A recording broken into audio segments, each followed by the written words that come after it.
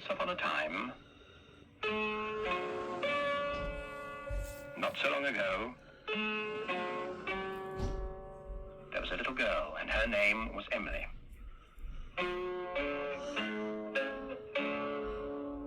And she had a shop. There it is. It was rather an unusual shop because it didn't sell anything. You see, everything in that shop window was a thing that somebody had once lost, and Emily had found, and brought home to Bagpuss. Emily's cat, Bagpuss. The most important, the most beautiful, the most magical, saggy old cloth cat in the whole wide world.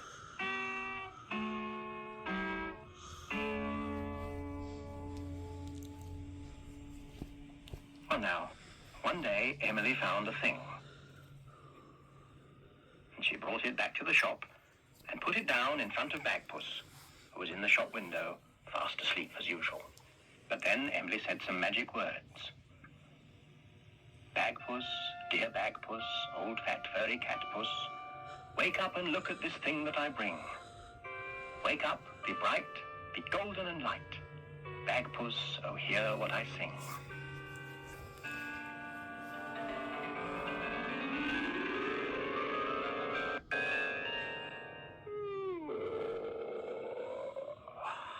And Bagpuss was wide awake. And when Bagpuss wakes up, all his friends wake up too. The mice on the mouse organ woke up and stretched.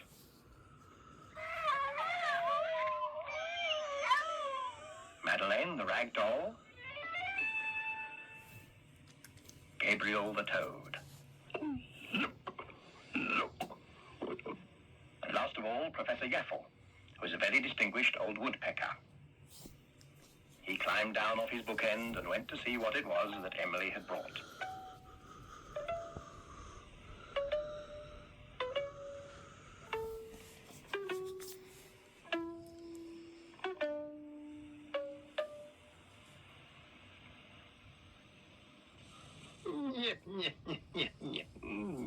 Well, that's a heap of bits and pieces of metal.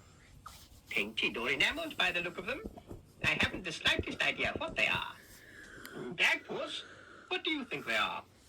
Oh, I really don't know. I think one of them looks a bit like a bird. Yes. And the other one? I think it's a cat.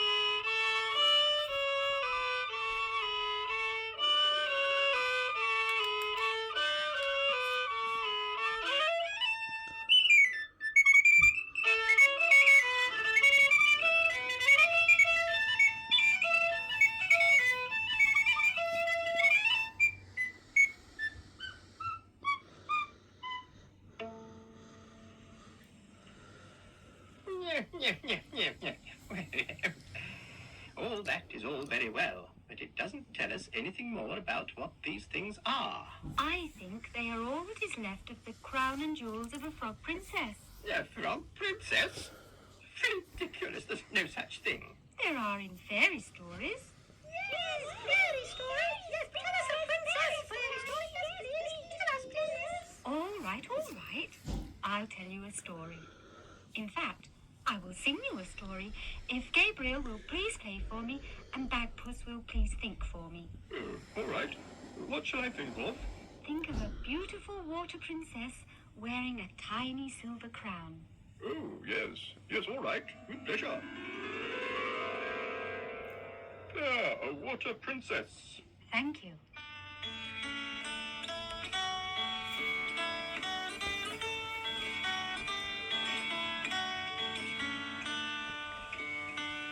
I'll tell you of a princess, a lovely sad princess who lived in the depths of a cool mountain pool.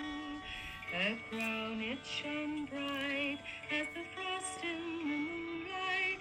Her heart it was sad as she sat on her stool. For all she ever saw there were lords by the score there, so proud and so perfect, but each one a fool. They said, you must choose me, it's useless to refuse me. You know you must marry, 'cause that is the rule.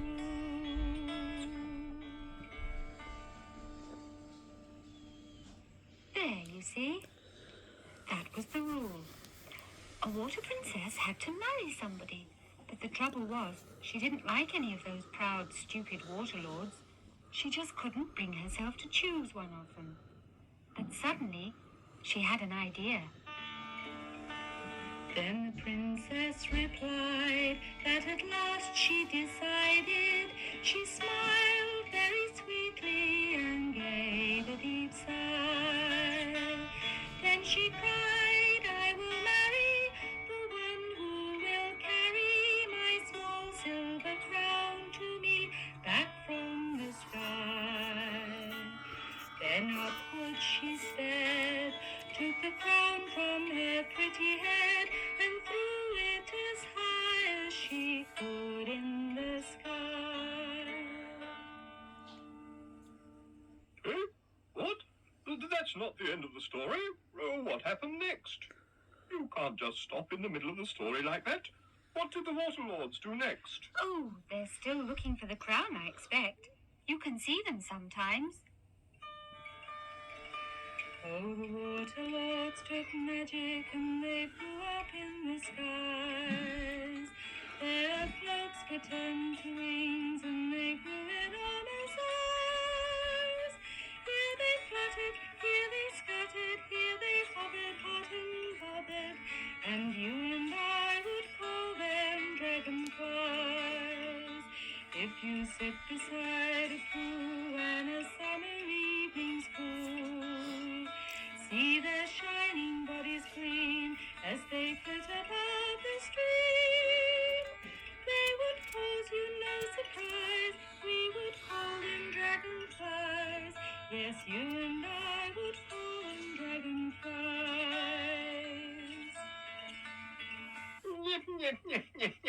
Nonsense. Rubbish. Dragonflies are just dragonflies. They aren't water princes searching for anything. They're just sort of large flies. I know. It's only a story. Not a word of it is true. It's a watery fairy tale. Yes, I dare say. But whatever sort of story it is, you haven't finished it yet. I mean, what happened to the crown? Oh, I don't know. I expect it fell back into the water and she collected it later. No, she didn't. Eh? Didn't she? No. I'll tell you what happened.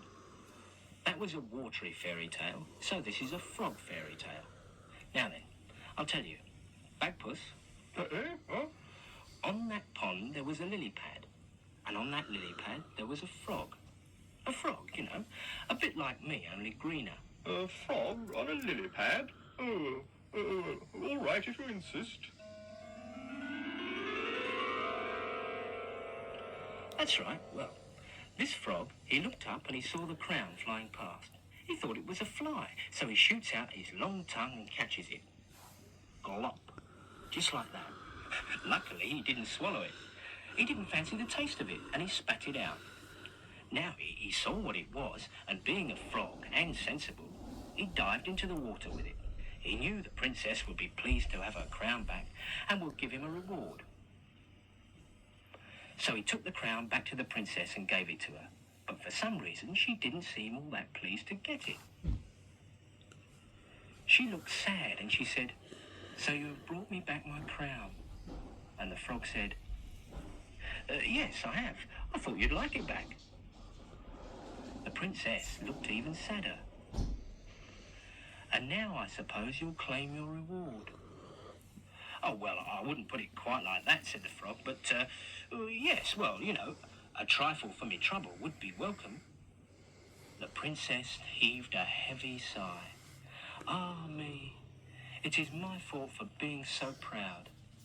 But what must be, must be. Frog, I will marry you. You will do no such thing, said the frog. But I must, said the princess. I said I would marry whoever brought back my crown. And you brought it back, so it is you I must marry. But I'm a frog. I don't want to marry a princess. I just thought you'd like your crown back, and you might give me a reward or something.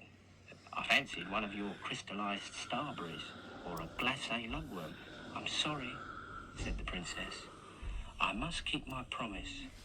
But don't worry, I do not have to marry you as you are. This is a fairy tale, and I have but to place a tender magic kiss upon your ugly brow, and you will turn into a handsome prince.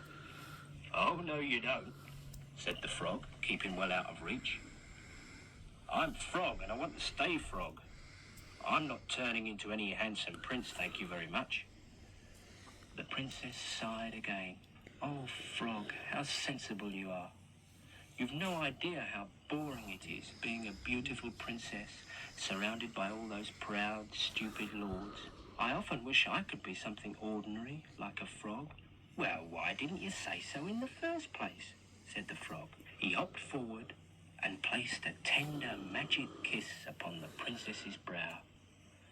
At once, in a flash of watery magic, the princess became a frog.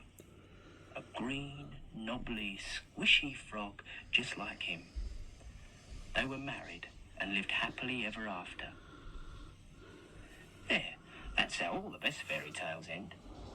Frog fairy tales are no different from any others. It is a bit different, I should say. Frogs, indeed. What happened to the princess's crown and her jewels and things?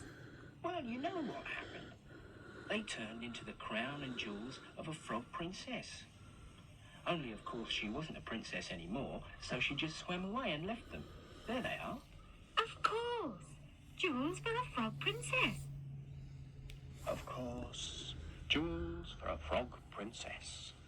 And so the mice pulled it to the front of the window and left it there, so that if a frog princess, or whoever it really belonged to, should happen to come past, they would see it and come into the shop and collect it. And so their work was done.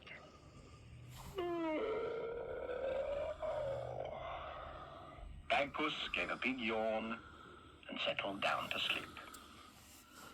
And of course, when Bagpuss goes to sleep, all his friends go to sleep too. The mice were ornaments on the mouse organ. Gabriel and Madeleine were just dolls. And Professor Yaffle was a carved wooden bookend in the shape of a woodpecker.